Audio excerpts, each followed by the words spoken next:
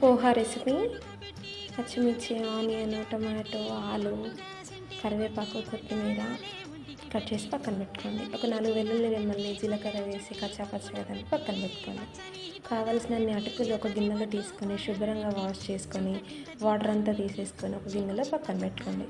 Next stove on చేసుకొని pan పెట్టుకొని pan heat అయిన తర్వాత 3-4 టేబుల్ స్పూన్ల ఆయిల్ వేసుకొని ఒక 1/2 టేబుల్ స్పూన్ ఆవాలు, కొంచెం మినపప్పు, పల్లీలు, శనగపప్పు, నెక్స్ట్ కచ్చాపచ్చాగా దంపుకున్న అల్లం వెల్లుల్లి రెమ్మలు, ఆనియన్, పచ్చిమిర్చి, కరివేపాకు వేసుకొని లో ఫ్లేమ్లో పెట్టి త్వరగా ఫ్రై చేసుకోండి. నెక్స్ట్ పొటాటో చిన్న చిన్న ముక్కల కింద కట్ చేసుకున్నాం కదా, అవి వేసుకొని టొమాటో, కొత్తిమీర కూడా వేసుకొని లో ఫ్లేమ్ టు మీడియం ఫ్లేమ్లో పెట్టుకొని మంచిగా ఫ్రై చేసుకోండి.